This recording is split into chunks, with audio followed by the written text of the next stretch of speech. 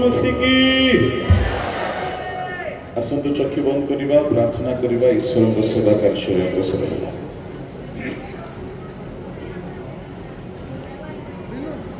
महामहिम स्वर्गस्थगित এই বার্ষিক মহাসভার अंतिम दिवस निमंते आमे तुम्ह नामर धन्यवाद करुछु। प्रभु এই समय तुम्हर अटे तुम्हें अपना लोक मान निमंते प्रयोजनीय आहार प्रदान करिथाओ। स्वर्गस्थ प्रभु यही बेड़ा को मध्य सही परि आशीर्वाद कर बाबा स्वर्ग उन्मुक्त हो आओ तुम्हें ठारे अधिष्ठान कर प्रभु प्रत्येके तुम्हर स्वर्गीय रब शुणु बाबा आम्भ मानकर एकमात्र वक्ता तुम्हें अट प्रभु आमे समस्ते श्रोता अटु बाबा एणु ए परिवेश को निज आयतरे नियो प्रभु एवं स्वर्ग उन्मुक्त करी आशीर्वाद कर तुम्ह लोक माने तुम्ह सानिध्य सिक्त हेतु एक स्वर्गीय वातावरण आम्भ मानकु प्रदान कर तुम हस्तरे समर्पित हुई प्रार्थना जिसका नाम मांगिनी आमेन। पद गीत गाई प्रभु को धन्यवाद। मसीहा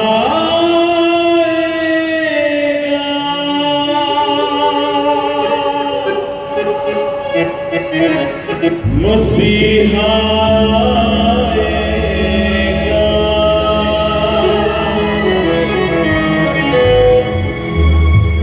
मसीहा आएगा मसीहा आएगा मसीहा आएगा मसीहा आएगा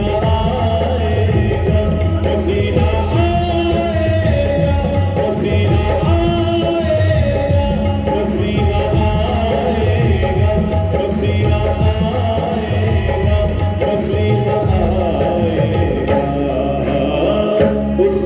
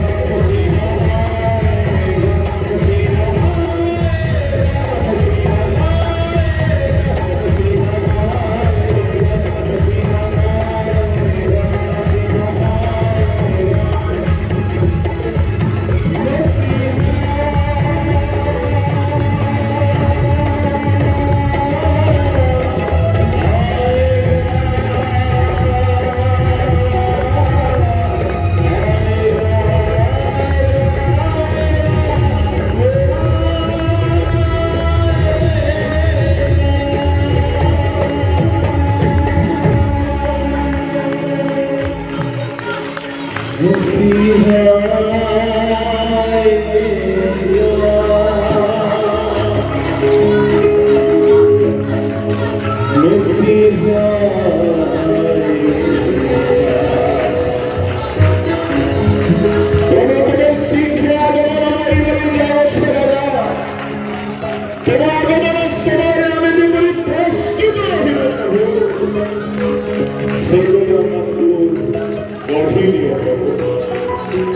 आनंद सजाड़ी दिए राजा किसी से बढ़िया में हाथों छोड़ा और से बढ़िया आनंद को तुम्हें दार्शनिक साधन करो तुम्हें हस्ते अभी समस्ते समर्पित हो चुका हालेलुया महिमा संतों केवल এই ধন্যবাদ ও প্রার্থনা যিশুর নামে উৎসর্গ করেছি আমেন।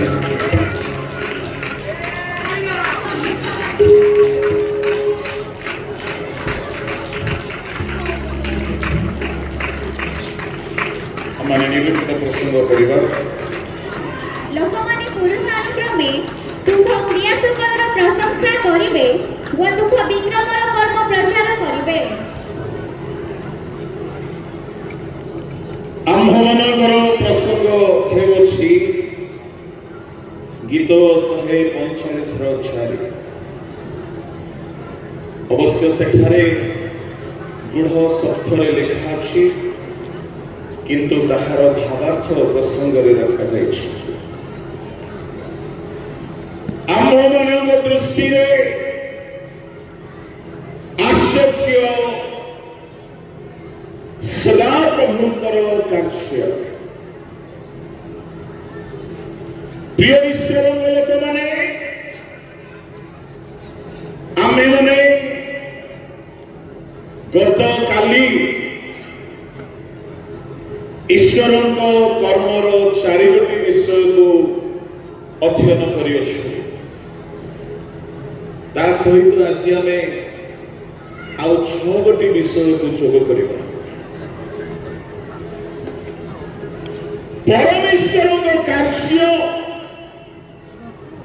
ଏତେ ମହତ୍ ଯେ ମନୁଷ୍ୟ ତାହାର ତତ୍ତ୍ୱ ପାଇପାରେ ନାହିଁ। ଉପଦେଶକ 3:11 ଲେଖା ଅଛି ମନୁଷ୍ୟ ତାହାର ତତ୍ତ୍ୱ ପାଇପାରିବ ନାହିଁ।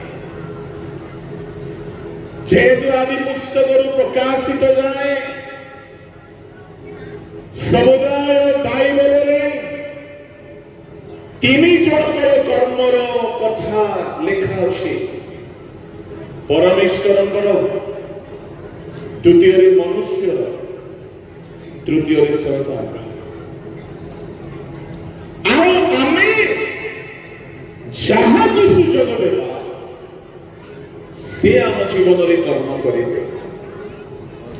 ଏଣୁ ଶୈତାନ ମଧ୍ୟ ଜୋର ଜବରଦସ୍ତି କରେ ନାହିଁ। से सुଯୋଗ ପାଇଲେ ସେ ତା କାମ କରିବ। ଏଣୁ ଶୈତାନକୁ ସ୍ଥାନ ଦିଆ ନାହିଁ ବୋଲି ଏଫେସୀୟ 4:27 ରେ ଲେଖା ଅଛି। ପରମେଶ୍ୱର ମଧ୍ୟ ଜୋର ଜବରଦସ୍ତ କରନ୍ତି ନାହିଁ। ସେ ବି ଦ୍ୱାର ନିକଟରେ ଠିଆ ହୋଇଛନ୍ତି। ଦ୍ୱାର ଖୋଲିଲେ ସେ ଭିତରେ ପଶିବେ, କାମ କରିବେ। ଈଶ୍ୱରଙ୍କ ଲୋକମାନେ ଆମ୍ଭମାନଙ୍କ ଉପରେ ରହିଲା ଆମେ କାହାକୁ କାମ କରିବାକୁ ସୁଯୋଗ ଦେଉଛୁ। ପରମେଶ୍ୱରଙ୍କର କର୍ମ ଯଦି ଦେଖିବାର ଅଛି ଆମେ ସୁଯୋଗ ଦେବାକୁ ପଡ଼ିବ। ତେବେ ପରମେଶ୍ୱରଙ୍କର କର୍ମ ଆମେ ଦେଖିବା ଆଉ ସେ କର୍ମ ଆମେ କରିବା। ପରମେଶ୍ୱରଙ୍କର ଆଶ୍ଚର୍ଯ୍ୟ କର୍ମ ବହୁତ ଲେଖା ଅଛି ଶାସ୍ତ୍ରରେ, କିନ୍ତୁ ମୁଁ ସଂକ୍ଷିପ୍ତରେ 10ଟି କଥାକୁ ଆପଣଙ୍କ ସମ୍ମୁଖରେ ଆଜି ରଖିବାକୁ ଯାଉଛି। ଗତକାଲି 4 କଥାକୁ ରଖାଯାଇଛି। ଆଉ ପ୍ରଥମଟି ହେଲା ପରିତ୍ରାଣ। ଜନ 6:29 ଲେଖା ଅଛି ଈଶ୍ୱରଙ୍କୁ ବିଶ୍ୱାସ କରିବା, ଈଶ୍ୱର ଯାହାକୁ ପ୍ରେରଣ କରିଛନ୍ତି ତାହାକୁ ବିଶ୍ୱାସ କରିବା ଈଶ୍ୱରଙ୍କ କାର୍ଯ୍ୟ। प्रिय ईश्वर लोक मैंने यह प्रथम कार्य जड़े ख्रीष्ट विश्वासी यदि से ईश्वर को विश्वास करूना ताहले ईश्वर को कार्य नहीं। द्वितीय कार्य आम गतकाली देखिलु क्षमार कार्य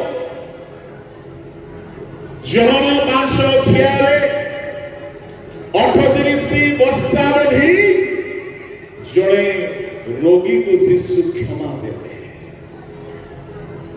आ बड़ रोचकर कथा हेउछि सुनंदु से रोगी क्षमा मांगी नहीं।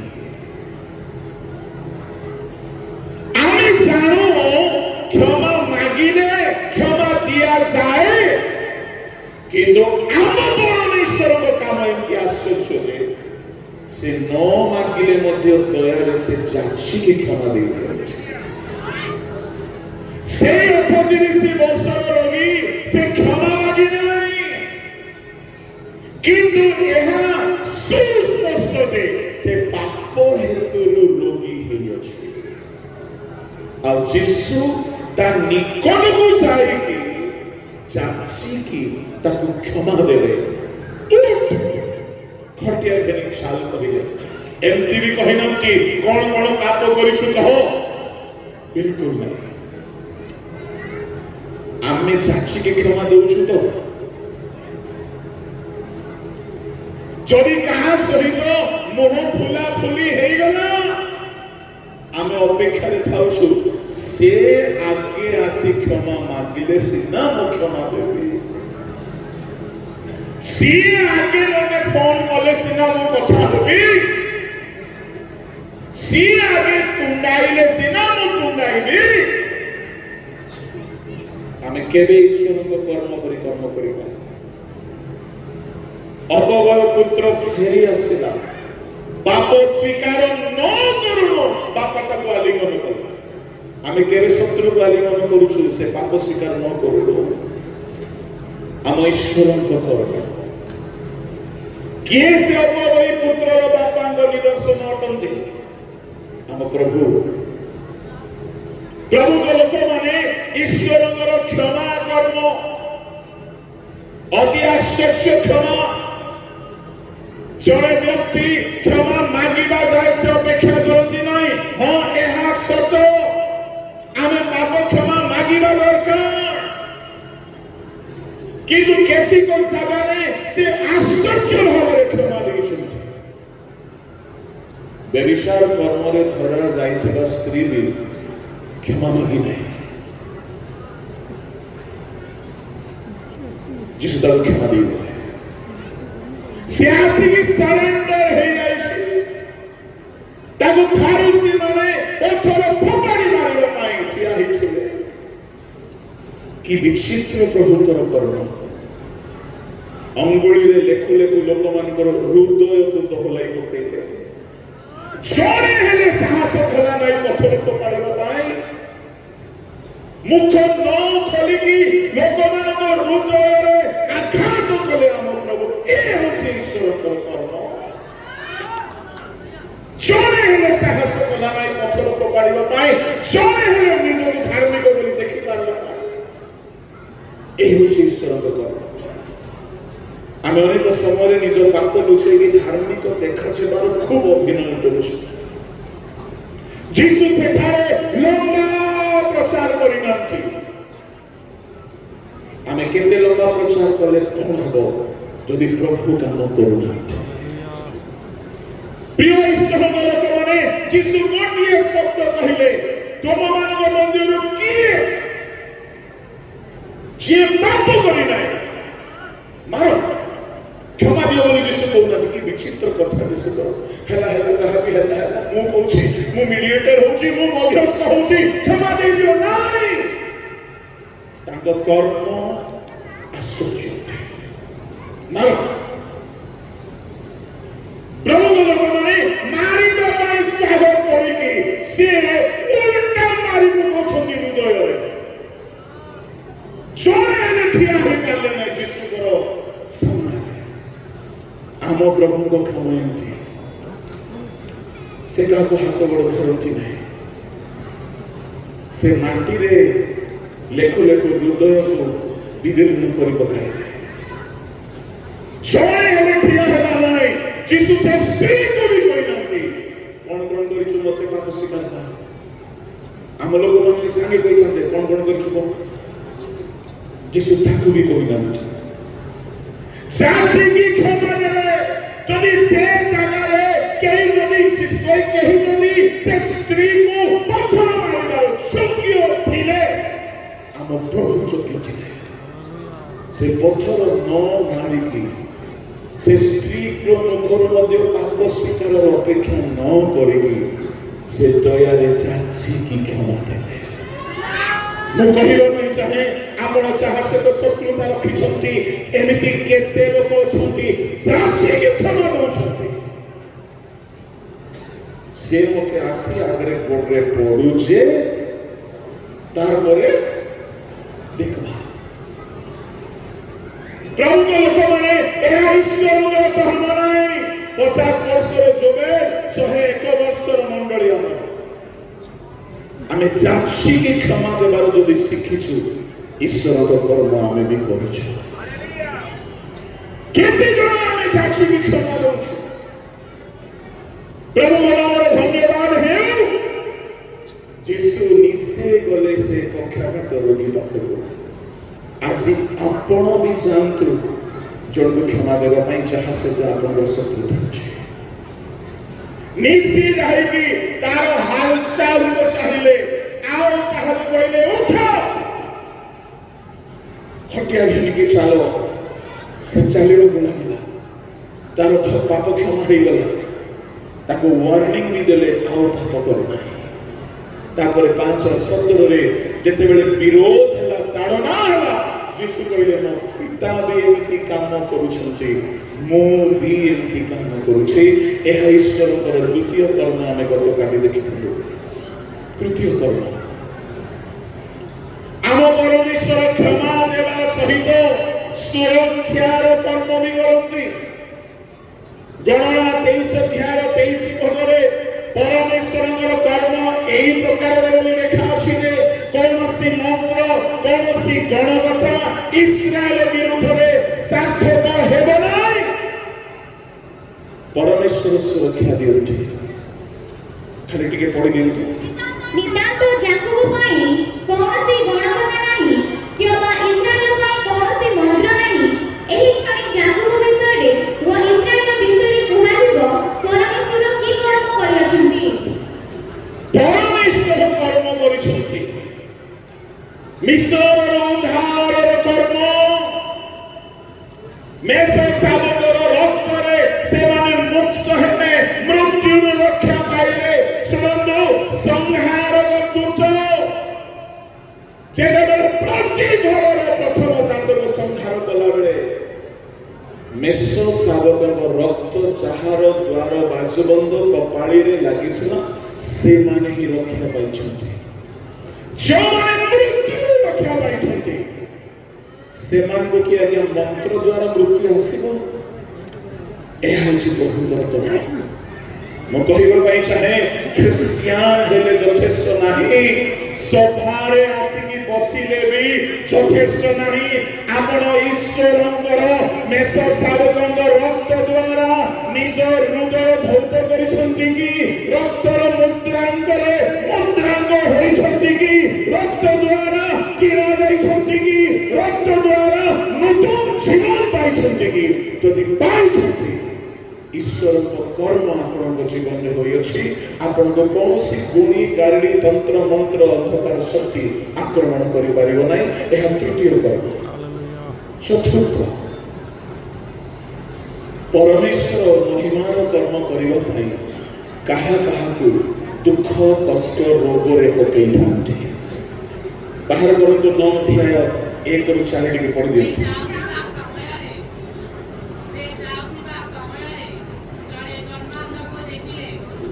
माइक रे पढो बाबू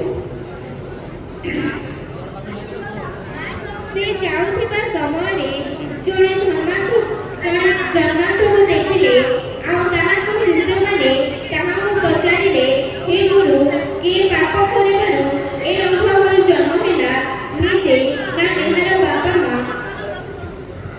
ଯୀଶୁ ଉତ୍ତର ଦେଲେ, ଏଇ କିମ୍ବା ଏହାର ବାପା ମା ପାପ କଲେ ନାହିଁ, କିନ୍ତୁ ଈଶ୍ୱରଙ୍କ କର୍ମ ଯେପରି ଏକାଠାରେ ପ୍ରକାଶିତ ହୁଏ, ଏ ନିମନ୍ତେ ଏହା ଘଟିଅଛି। ଶୁଣନ୍ତୁ, ପ୍ରଭୁ ତାହାକୁ ଅନ୍ଧ ହେଇକି ଜନ୍ମ ହେବାକୁ ଦେଲେ। ସେ ଜନ୍ମ ହେଲା ଅନ୍ଧ ହେଇକି ଶିଶୁ କାଳ ବିତାଇଲା, ଅନ୍ଧ ହେଇକି କିଶୋରାବସ୍ଥାକୁ ଆସିଲା, ଅନ୍ଧ ହେଇକି ସେ ବଢିଲା। କେତେ କଷ୍ଟ ହେଇଥିବ। ଚାଲୁ ଚାଲୁ ଛୁଟି ପଡିଛି। ଖାଇବା ପିଇବା ଶୋଇବା ବସିବା ଉଠିବା ସବୁ କାମରେ କଷ୍ଟ ଦେଖିଛି ସିଏ। କିନ୍ତୁ ଗୋଟେ ସମୟ ଆସିଲା, ଈଶ୍ୱରଙ୍କ କର୍ମ ତାଠାରେ ପ୍ରକାଶିତ ହେବା ପାଇଁ ସେ ଅନ୍ଧ ହେଇଛି ଜଣା ପଡ଼ିଲା। ପ୍ରଭୁଙ୍କ ଲୋକମାନେ ପରମେଶ୍ୱରଙ୍କର କର୍ମ ଅନ୍ଧକୁ ଦୃଷ୍ଟି ଦିଏ, ତାହା ବଡ଼ କଥା ନାହିଁ। ସେଠାରେ ଅତି ଭୟଙ୍କର କଥା ହେଉଛି, ଶୁଣନ୍ତୁ, ଈଶ୍ୱରଙ୍କର ମହିମା ପ୍ରକାଶିତ ହେଲା, ଆଉ ସେ ଲୋକ ଜନ୍ମରୁ ଅନ୍ଧ ହେବା ହେତୁରୁ ଯେତେ କଷ୍ଟ ସହିଥିଲା, ବିଚାର ଦିନରେ ସେ ସବୁ କଷ୍ଟର ପୁରସ୍କାର ସେ ପାଇବ। ଯେହେତୁ ପ୍ରଭୁଙ୍କ କର୍ମ ପ୍ରକାଶିତ ହେବା ପାଇଁ ସେ ଅନ୍ଧ ହେଇକି କଷ୍ଟ ସହ କରିଥିଲା। ଏହା ଈଶ୍ୱରଙ୍କର କର୍ମ। ପ୍ରଭୁଙ୍କ ଲୋକମାନେ ଆମେ 4 କର୍ମକୁ ଗତକାଲି ଦେଖିଥିଲୁ।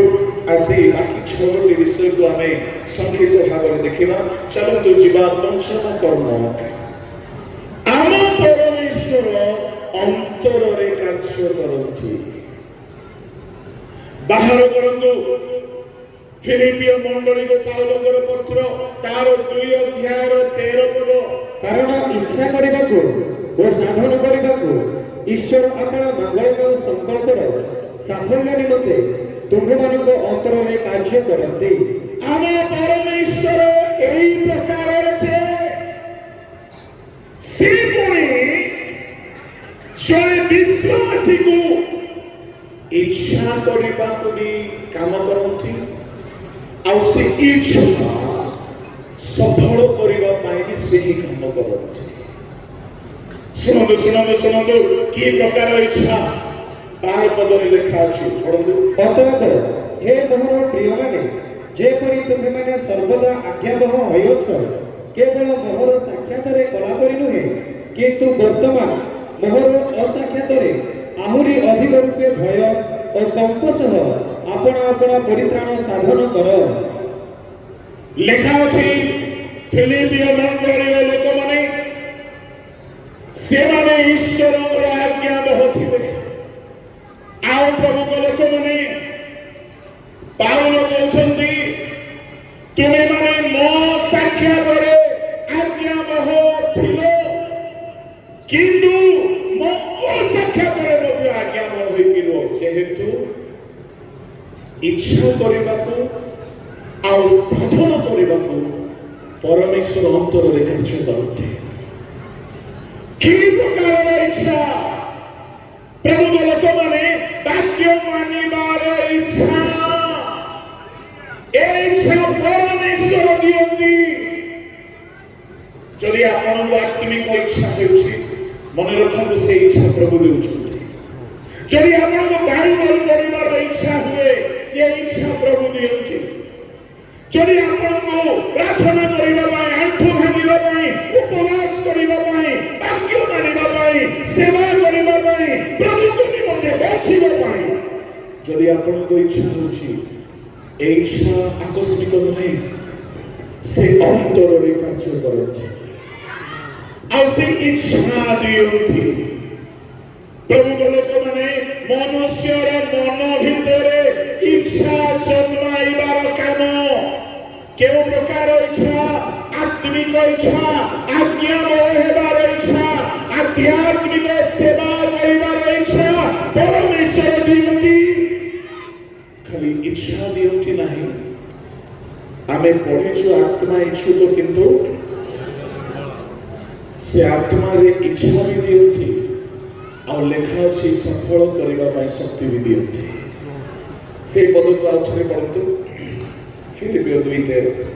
କାରଣ ଇଚ୍ଛା କରିବାକୁ ଓ ସାଧନ କରିବାକୁ ଈଶ୍ୱର ଆପଣ ମଙ୍ଗଳମୟ ସଂକଳ୍ପର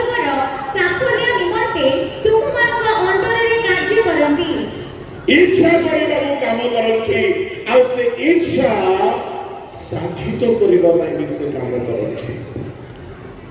ଆଉ ସେଥିରେ କଣ ହେବ ଶୁଣନ୍ତୁ, ଲେଖା ଅଛି ତାଙ୍କର ମଙ୍ଗଳମୟ ସଂକଳ୍ପ।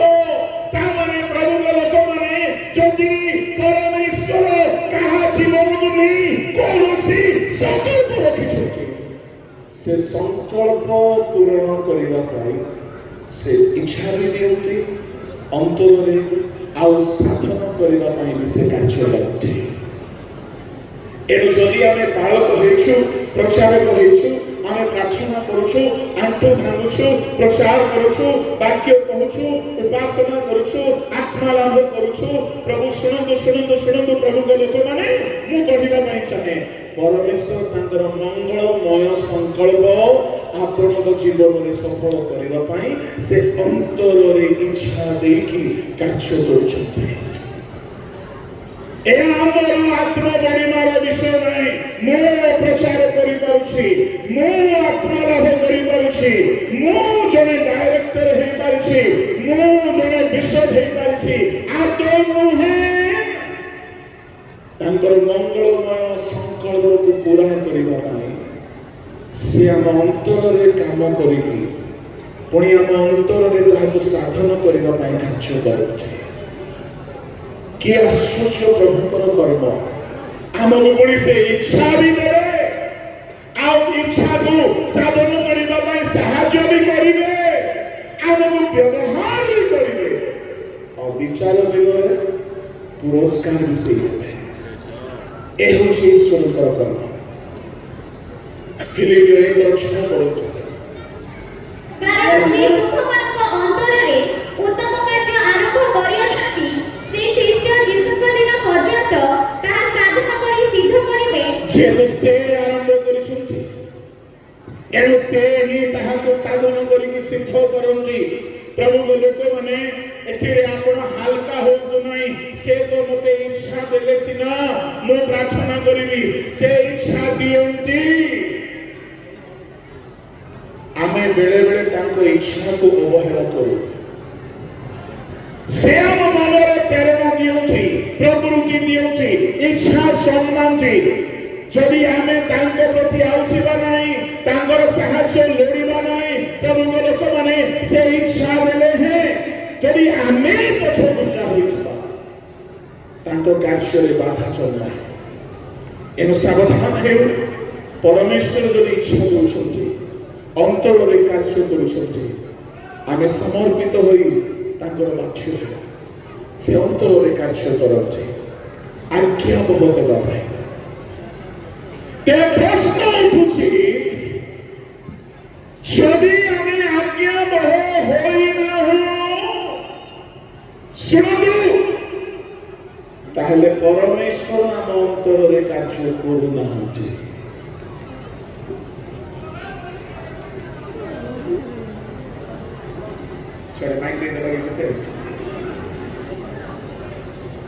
बोलो यीशु महाराज की, बोलो यीशु मसीह की, बोलो यीशु प्रभु की।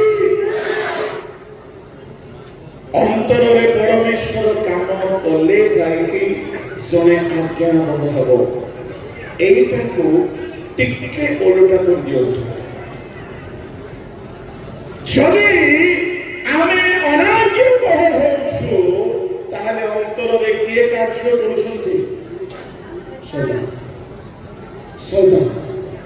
ଏହାର ଯଥାର୍ଥ ପ୍ରମାଣ ଅଛି ଏଫେସୀୟ 2:1-2-3 ପଢ଼ନ୍ତୁ। ଏହି ସଂସାରର ଭାବ ଅନୁସାରେ କୋଡ଼ିଏ ଆକାଶମଣ୍ଡଳ ରାଜ୍ୟର ଅଧିପତି ଅର୍ଥାତ୍ ଯେଉଁ ଆତ୍ମା ଏବେ ଅନାଜ୍ଞାବହ ସନ୍ତାନମାନଙ୍କଠାରେ କାର୍ଯ୍ୟ ସାଧନ କରୁଅଛି, ତାହାର ଇଚ୍ଛା ଅନୁସାରେ ତୁମେମାନେ ମଧ୍ୟ ପୂର୍ବରେ ଆଚରଣ କରି ଅପରାଧ ଓ ପାପରେ ମୃତ ଥିଲ।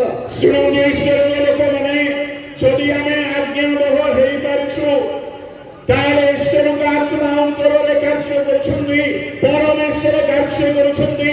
ଆଉ ଯଦି ଆମେ ଆଜ୍ଞାବହ ହୋଇପାରିନାହୁଁ, ଶୈତାନ କାମ କରୁଛି। ଆପଣ ସମୀକ୍ଷା କରିକି ଦେଖନ୍ତୁ, ଆପଣଙ୍କ ଠାରେ ଈଶ୍ୱର କାମ କରୁଛନ୍ତି ନା ଶୈତାନ?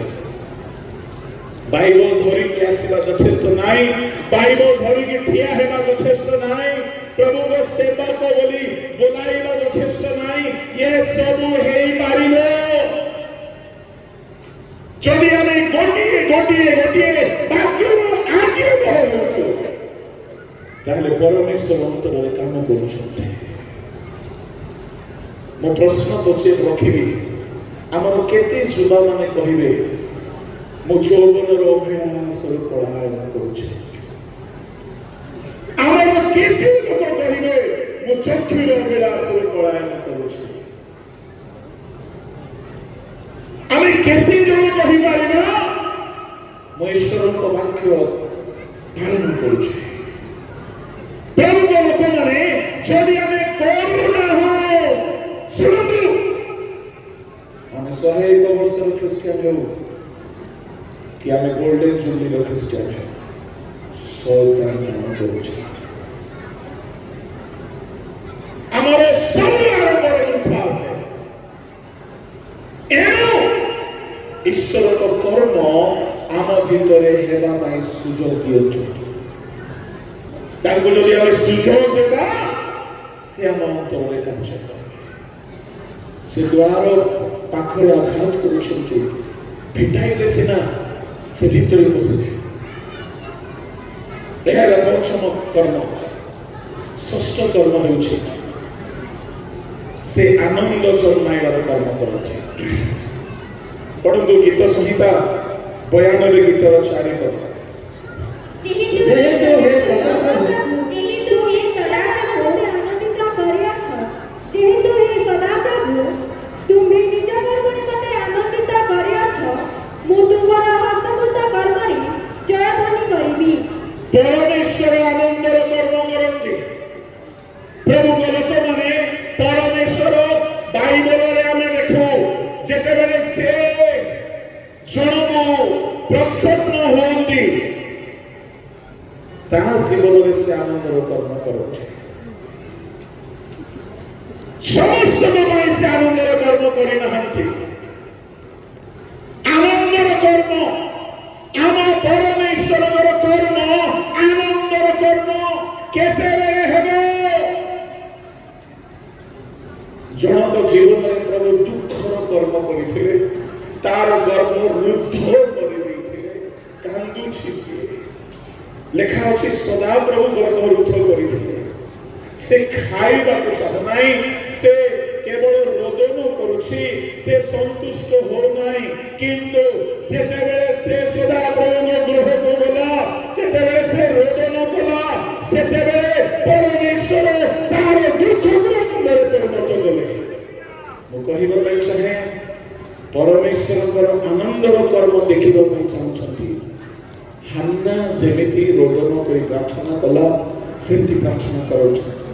परंतु सामुएल 2:1 प्रथम पुणी हाना प्रार्थना करी कहिला मोहर अंतकरण सदा प्रभु पठारे महा उल्लास करूछि, सदा प्रभु पठारे मोहर स्तक उन्नत होयछि, मोहर मुख मोर शत्रु मानक निकटरे फिटिअछि, जेहेतु मो तुम परित्राणरे आनंद करे। परमेश्वर पुणी परित्राणरे आनंद देबे। की प्रकार परित्राण ताहा दुखर मुक्ति बाबुर परित्राण नाही ताहा दुखर मुक्ति हेबार परित्राण। ईश्वर लोक माने गर्भ रुद्ध होइथिला आ परमेश्वर सम्मुखरे अश्रु सहकारे क्रंदन करते परमेश्वर कर्म कले तार दुख आनंदरे परिणत होला। एणु मु कहिबा पई चाहे आपण जदि आनंदर कर्म देखिबा पई चाहନ୍ତି अश्रु सहकारे आंखिबा आरंभ करନ୍ତୁ। आमे आनंद बोली कहिले जणे गीत गाइबो आमे बजे कि नाचिबो एइटा को आनंद बोली भाबुछु।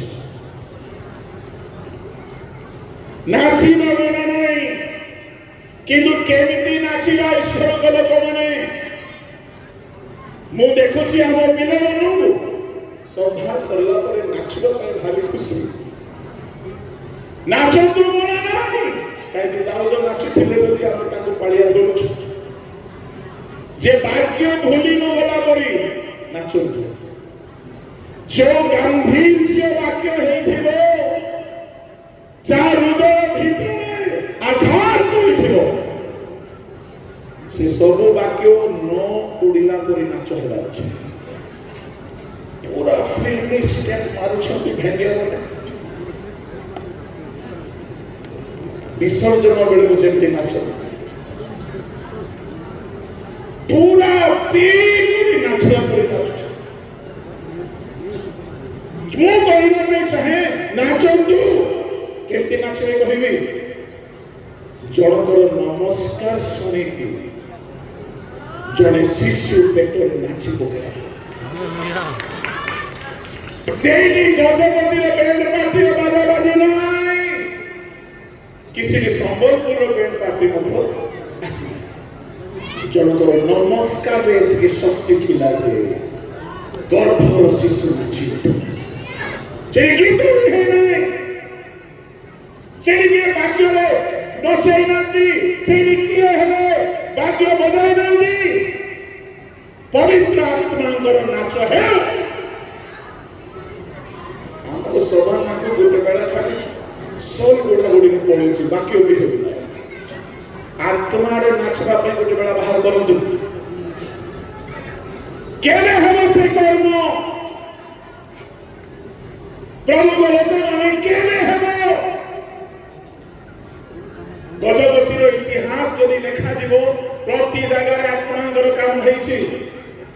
ବୀର ଯୋଦ୍ଧା ମାନେ ଗଜପତିରେ ଥିଲେ, ଯେଉଁମାନେ ଗୁପ୍ତ ଭାବ ପ୍ରକାଶ କରୁଥିଲେ, ଯେଉଁମାନେ ଆରୋଗ୍ୟଦାୟକ କର୍ମ କରୁଥିଲେ, ଯେଉଁମାନଙ୍କର ଖଞ୍ଜଣି ବଜାଇବାର ଲୋକ ଆତ୍ମାରେ ପୂର୍ଣ୍ଣ ହେଉଥିଲେ, ଯେଉଁମାନଙ୍କର ପଦେ ଶବ୍ଦର ଲୋକମାନେ ଆତ୍ମାରେ ନାଚୁଥିଲେ। ଏବେ ଆତ୍ମାରେ ନାଚିବା ବନ୍ଦ ହେଇକି ଫିଲ୍ମ ଷ୍ଟାଇଲର ନାଚ ଷ୍ଟାର୍ଟ ହେଇଛି। ଆଉ ସେ ନାଚରେ ମଧ୍ୟ ଅଲଗା ସେଟିଂ ବି ହେବାର ସମ୍ଭାବନା ନିଶ୍ଚୟ ଥିଲା। କାହିଁକି ଭିଡିଓ ଚାଲିଛି, ସେ ନାଚର କି କ୍ରସ୍ କନେକ୍ସନ ହେଉଥିବ ଜାଗ୍ରତ।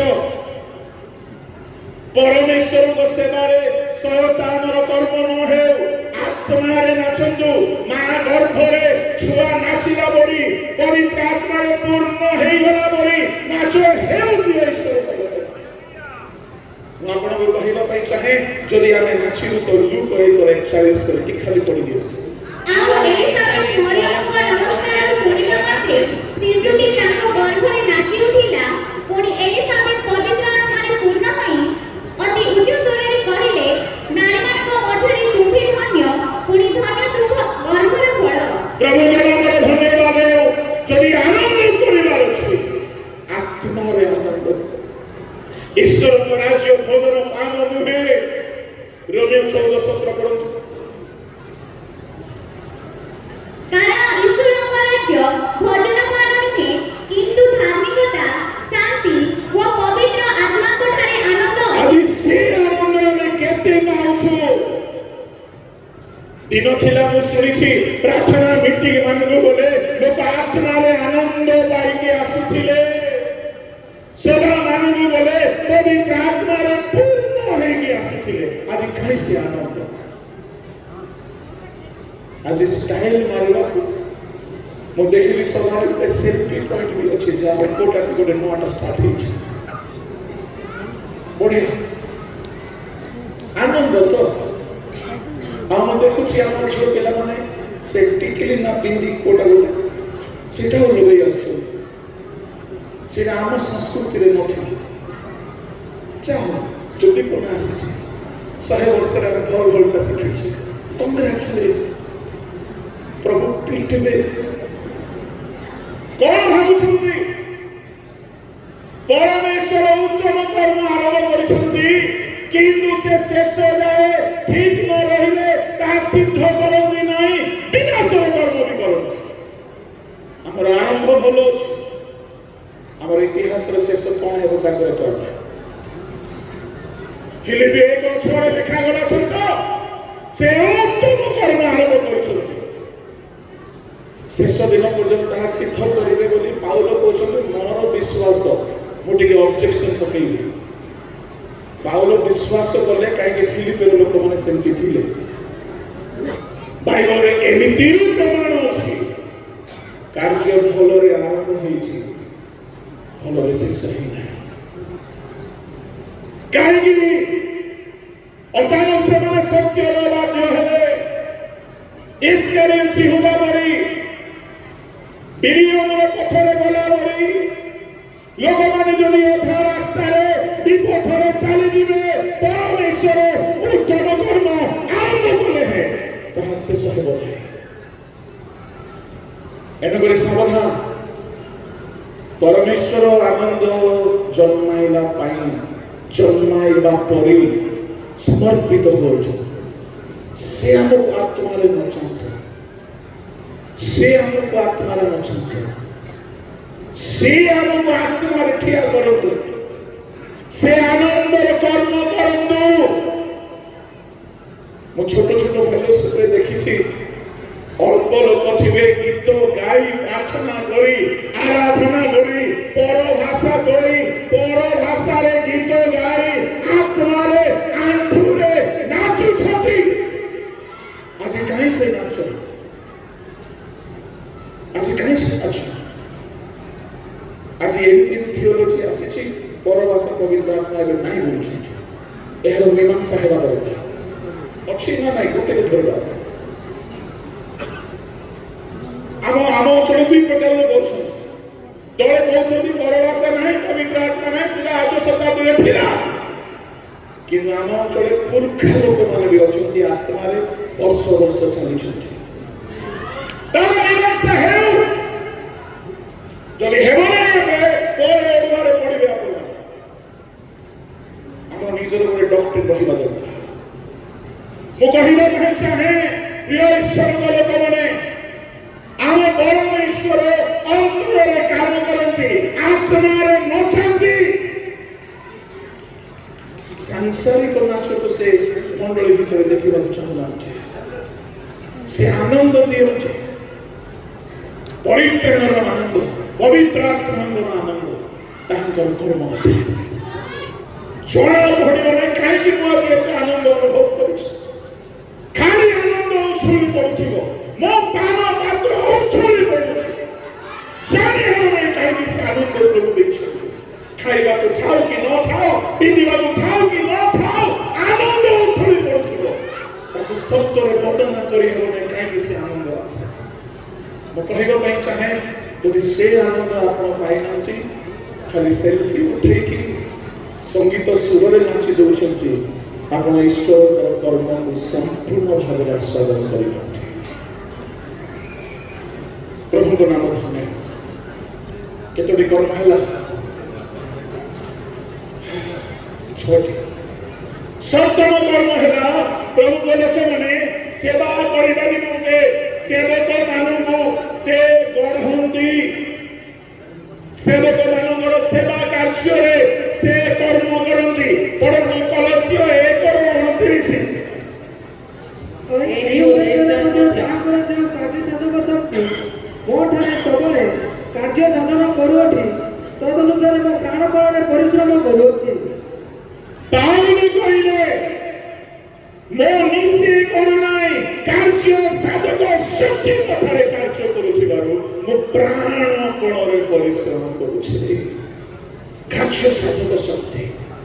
ଯଦି କେହି ପ୍ରଚାରକ ହୋଇଛନ୍ତି, କଠୋର ପରିଶ୍ରମ କରୁଛନ୍ତି, ଏ ପରିଶ୍ରମ କେବଳ କାର୍ଯ୍ୟ ସାଧକ ଶକ୍ତି ଦ୍ୱାରା ହେଇପାରୁଛି।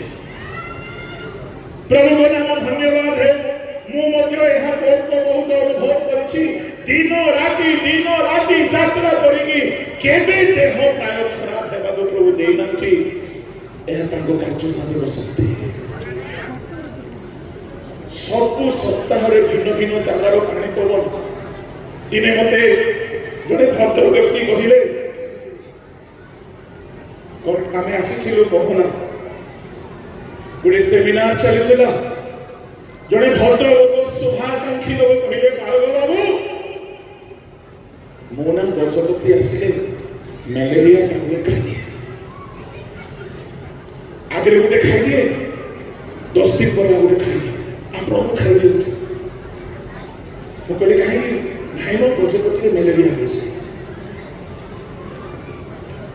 ମୁଁ କହିଲି, ଆଜ୍ଞା ଏବେ ସିନା ଆପଣ ମ୍ୟାଲେରିଆ ଟ୍ୟାବଲେଟ୍ ଦେବେ, ସବୁଦିନ କିଏ ଦେବ? ମୁଁ ପ୍ରଭୁଙ୍କୁ ଧନ୍ୟବାଦ ଦେବି। 2010 ସେନୁ ଆସିଲି, ତାପରେ ଜିରାଙ୍ଗ, ତାପରେ କେଶିପୁର, ତାପରେ କୋମଳସିଂ, ଏମିତି ହେଇକି 15 ବର୍ଷ 16 ବର୍ଷ ହେଲା ଆପଣଙ୍କ ଗହଣରେ ଦିନେ ହେଲେ ମ୍ୟାଲେରିଆ ହେବାକୁ ଦେଇନାହାନ୍ତି। ତାଳି ଟିକେ ଜୋରରେ ବଜାନ୍ତୁ ବାପାଙ୍କ ପାଇଁ, ସିଏ କାମ କରନ୍ତି।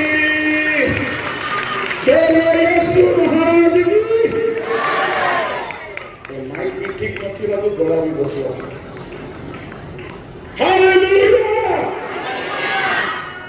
ଯଦି ଆମେ କିଛି ବି ସେବା କରିପାରିଛୁ ତାଙ୍କ କାର୍ଯ୍ୟ ସାଧିବ ଶକ୍ତି ଆମର ବଳ ନାହିଁ।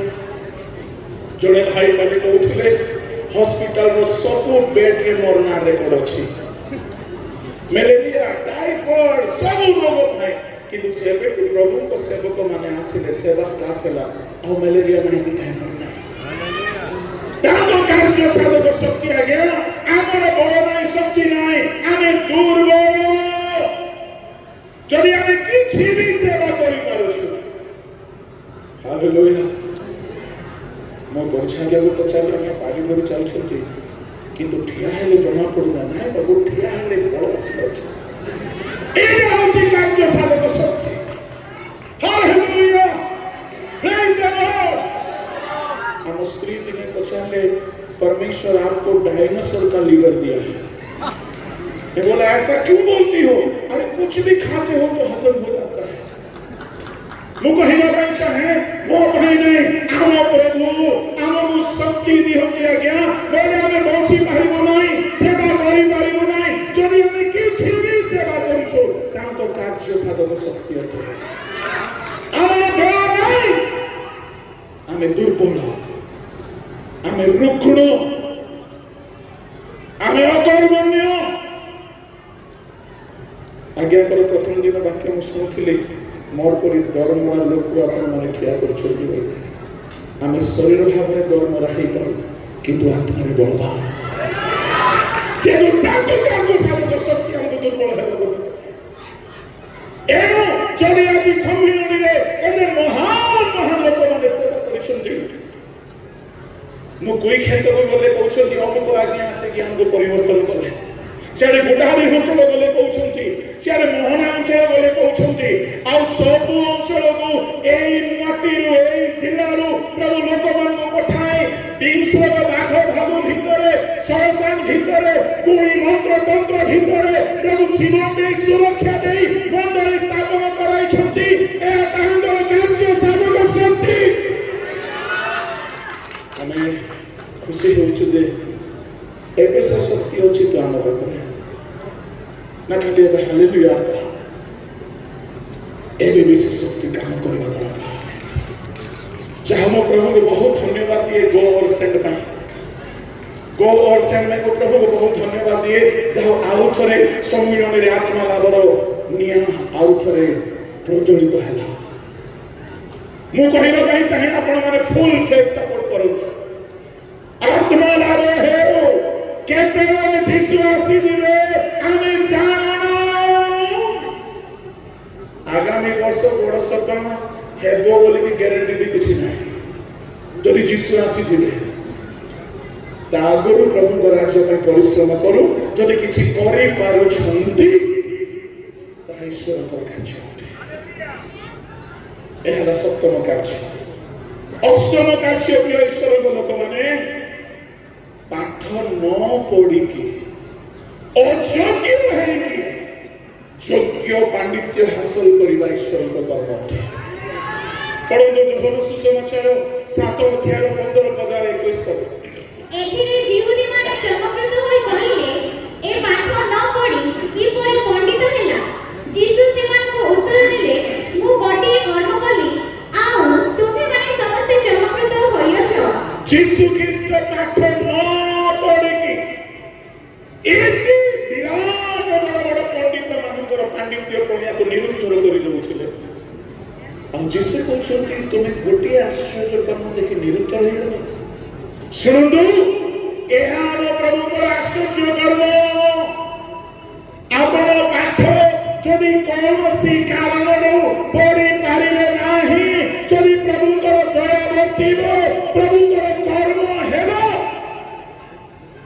ପଣ୍ଡିତ ମାନଙ୍କ ମୁଖ ବନ୍ଦ କଲା ପରେ ପ୍ରଭୁ ଜ୍ଞାନ ଆପଣଙ୍କୁ ଦେବେ। ଆଜ୍ଞା ଯୋସେଫ କୋଉ ୟୁନିଭର୍ସିଟିରେ ପଢିଥିଲା? ମିଶ୍ର ଦେଶକୁ ଯାଇକି ଫାରୋଙ୍କ ସାମ୍ନାରେ ବୁଦ୍ଧିମାନ ଦେଖାଗଲା, ରାତାରାତି ବନ୍ଦୀ ଗୃହରୁ ପ୍ରଧାନମନ୍ତ୍ରୀ ପଦକୁ ଚାଲି ଯାଇଛି। ଅଯୋଗ୍ୟ ଲୋକକୁ ସେ ଯୋଗ୍ୟ କରନ୍ତି, ଏହା ଈଶ୍ୱରଙ୍କର କର୍ମ। ବସିଲେ ଅହଲ୍ୟା, ଏମାନେ ପାଳ ବୋହିବା ଲୋକମାନେ ମିଶ୍ର ଦେଶରେ, ଭାର ବୋହିବା ଲୋକମାନେ, ଏମାନେ ସୁନା କାମ, ରୂପା କାମ, ପିତ୍ତଳ କର୍ମ, ମଣି କାଟିବା କାମ, ଏମାନେ ଖୋଦନ କର୍ମ ମିଶ୍ର ଦେଶରେ କରିନାହାନ୍ତି। ତାଙ୍କର ଅନୁଭୂତି ନାହିଁ। ଏମାନେ ମିଶ୍ର ଦେଶରେ ଇଟା ବନାଇବା ଲୋକମାନେ, ପାଳ ବୋହିବା ଲୋକମାନେ। କିନ୍ତୁ ଲେଖା ଅଛି ସଦାପ୍ରଭୁଙ୍କ ଆତ୍ମା ଅଧିଷ୍ଠାନ କରନ୍ତି। ସେମାନେ କର୍ମ ନୈପୁଣ୍ୟଦାୟକ ଜ୍ଞାନ ଆତ୍ମାରେ ପୂର୍ଣ୍ଣ ହେଲେ। ଆଉ ସମାଗମ ତମୁ ତିଆରି କଲେ।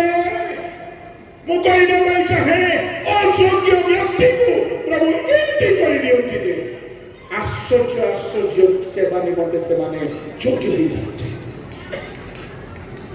ଦେଶରେ ଦୁର୍ଭିକ୍ଷ ପଡ଼ିଲା, ପାଣି ନାହିଁ କି ବର୍ଷା ନାହିଁ, କିନ୍ତୁ ବିନା ପାଣିରେ ମଧ୍ୟ ସେ ଦେଶରେ 100 ଗୁଣ ଫସଲ ଲାଭ କଲେ। ସେ ହେଉଛନ୍ତି ଯିସାକ। ମୋର କହିବାର ଭାବ, ଈଶ୍ୱରଙ୍କ ଲୋକମାନେ ଯଦି ପରମେଶ୍ୱର କାମ କରିବେ, ଆପଣଙ୍କର ସବୁ ଅଯୋଗ୍ୟତା ଲୁଚିଯିବ। ଆପଣ ଅଯୋଗ୍ୟ ଦେଖାଯିବେ ନାହିଁ, ଆପଣ ଯୋଗ୍ୟ ବୋଲି କରାଯିବେ। ଏଣୁ କେବେ ଭାବନ୍ତୁ ନାହିଁ ପ୍ରଭୁ ମୂର୍ଖମାନଙ୍କୁ ମଣ୍ଡିତ କଲେ ମୂର୍ଖ ହେଇ ରହିବା ପାଇଁ, ନୁହଁ। ସେ ମୂର୍ଖମାନଙ୍କୁ ମଣ୍ଡିତ କଲେ ଜ୍ଞାନୀ ରଖିବା ପାଇଁ, ବ୍ୟବହାର କରିବା ପାଇଁ। ପ୍ରଭୁଙ୍କ ନାମରେ ଧନ୍ୟବାଦ ହେଉ। ଶେଷ କଥାଟି ମୁଁ କହିବି, ଈଶ୍ୱରଙ୍କ ଲୋକମାନେ ପରମେଶ୍ୱର କର୍ମ କରନ୍ତି, ବିଚାରର କର୍ମ କରନ୍ତି। 9ମ କଥା, 10ମ କଥା ଖାଲି ପଢି ଦିଅନ୍ତୁ। ସେ ଏକ ଦେଶକୁ ବି ନିର୍ମାଣ କରନ୍ତି, ବିନାଶ ବି କରନ୍ତି। ଏହା ତାଙ୍କର କର୍ମ। ପଢି ଦିଅନ୍ତୁ ଯିଶାୟ 19:25। କାରଣ ସୈନ୍ୟାଧିପତି ସଦାପ୍ରଭୁ ସେମାନଙ୍କୁ ଆଶୀର୍ବାଦ କରି କହିଅଛନ୍ତି, ଆମ୍ଭର ଲୋକ ମିଶ୍ର ଓ ଆମ୍ଭର ହସ୍ତକୃତ କର୍ମ ଅସୁର ଓ ଆମ୍ଭର ଅଧିକାର ଇସ୍ରାଏଲର ଆଶୀର୍ବାଦ ଯୁକ୍ତ ହେନ୍ତୁ। ଏକ ଦେଶ ସଦାପ୍ରଭୁଙ୍କର କର୍ମ ଅଟେ। ଏହାକୁ ବର୍ଣ୍ଣନା କରିବି ନାହିଁ। ଆମେ ଓଡ଼ିଶା ବାହାରେ ବହୁତ ବୁଲିଛୁ, ସେବା କରୁଛୁ, କିନ୍ତୁ ସବୁ ଜାଗାରେ ପ୍ରଭୁଙ୍କର କର୍ମ ଦେଖାଯାଉ ନାହିଁ। କିଛି କିଛି ଜାଗା ଅଛି, ଗାଁ ଗାଁରେ ବଡ଼ ବଡ଼ ମଣ୍ଡଳୀ, ଗାଁ ଗାଁରେ ପ୍ରଭୁଙ୍କ କର୍ମ ଦେଖାଯାଉଛି। 9ମ ହେଲା, ଗୋଟିଏ ଦେଶ ପାଇଁ ଈଶ୍ୱରଙ୍କର କର୍ମ। ବର୍ଣ୍ଣନା କରିବା ପାଇଁ ସମୟ ନାହିଁ। ଶେଷ କଥା ଟିକେ କହିକି ସମାପ୍ତ କରିବି। ପରମେଶ୍ୱର ବିଚାରର କର୍ମ କରନ୍ତି। ଗୀତ ସଂହିତା ବାହାର କରନ୍ତୁ, 111 ଗୀତ 7 ପଦ। ତାହାଙ୍କ ହସ୍ତର କର୍ମ ସକଳ ସତ୍ୟ ଓ ନ୍ୟାଯ୍ୟ, ତାହାଙ୍କ ବିଧି ସକଳ ଅଟଳ। ଆମ ପରମେଶ୍ୱରଙ୍କର କର୍ମ। ଶୁଣନ୍ତୁ, ଈଶ୍ୱରଙ୍କ ଲୋକମାନେ ସେ ବିଶ୍ୱାସର କର୍ମ କରନ୍ତି, ସେ ସୃଷ୍ଟି କରନ୍ତି, ସେ ରକ୍ଷା କରନ୍ତି, ସେ ଉଦ୍ଧାର କରନ୍ତି, ସେ ଆଶ୍ଚର୍ଯ୍ୟ କର୍ମ କରନ୍ତି, ସେ ଆନନ୍ଦର କର୍ମ କରନ୍ତି, ସୁରକ୍ଷାର କର୍ମ କରନ୍ତି, ସେ ଆଜ୍ଞା ବହାଇବା ନିମନ୍ତେ ଅନ୍ତରରେ କାମ କରନ୍ତି, ସେବା କରିବା ପାଇଁ, ସେ ପ୍ରାଣପଣ କରିବା ପାଇଁ କାମ କରନ୍ତି। ଆଉ ଯଦି ଆମେ ପରିବର୍ତ୍ତନ ହେଲୁ ନାହିଁ, ସେ ନ୍ୟାୟ ବିଚାର କରି ଦଣ୍ଡନ କର୍ମ ବି କରନ୍ତି। ସେ ନ୍ୟାୟ ବିଚାର କର୍ମ କରନ୍ତି।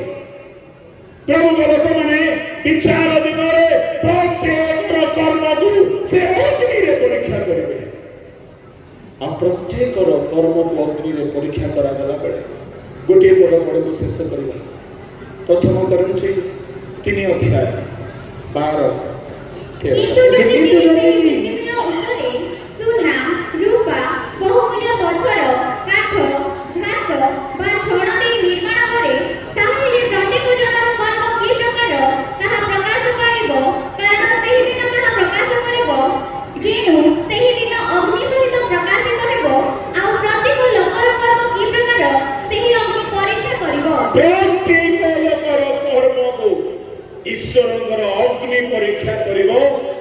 परमेश्वर विचार कर्म विचार दिन करेंगे एबे दयार कर्म करुछंती एबे क्षमार कर्म करुछंती एबे अंतर रे काम करुछंती एबे साहाय्यर कर्म करुछंती जदि आमे परिवर्तन हेबा नाही गोटे दिन आसीबो विचार कर्म कला बेले से कहारी मुखापेक्षा करिबे से निरपेक्ष विचार करिबे आ प्रत्येक लोकर जीवन गोटे गोटे घर तुल्य देखाଯିबो आ सेठारे 6 प्रकार धातुरे तयारी घर कथा लिखा अछि गोटे हेला काठ गोटे हेला छण आ गोटे हेला घास आ गोटे हेला सोना आ गोटे रूपा आ गोटे बहुमूल्य पत्थर जदि हम दुई भाग करिबा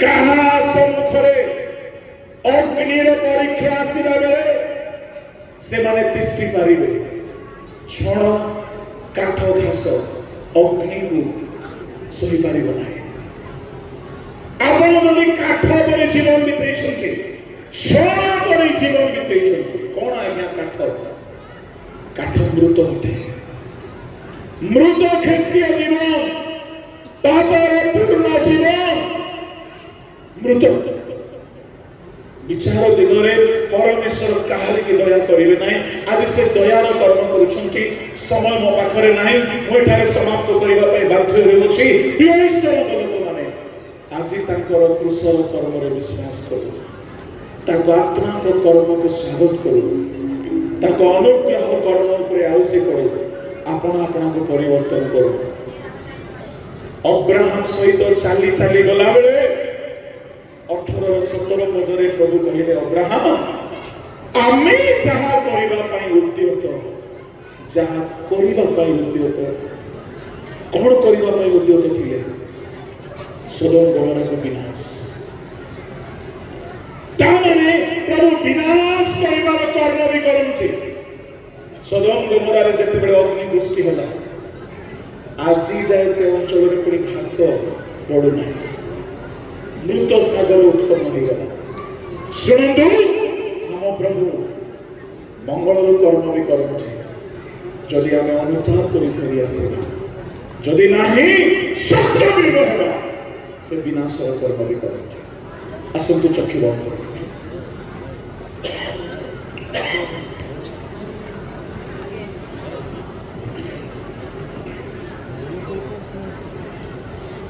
समस्त चक्षु बंद कर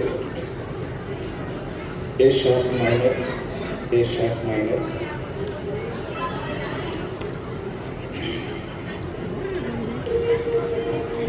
पाँच मिनट यदि प्रभु आपको कथा कहते शिवरंजनी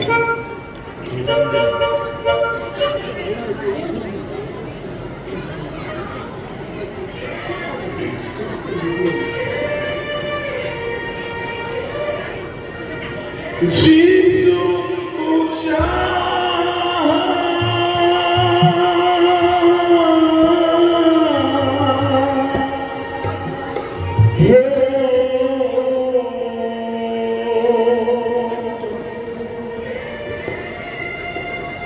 जीसु को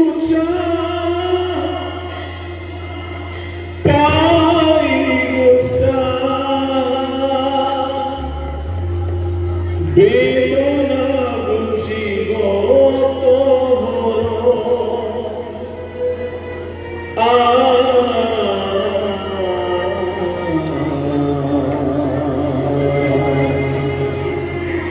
एका तोरो जीसु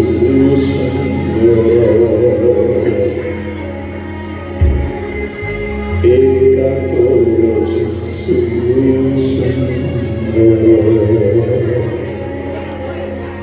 ए दुनिया पारा के नोया पारा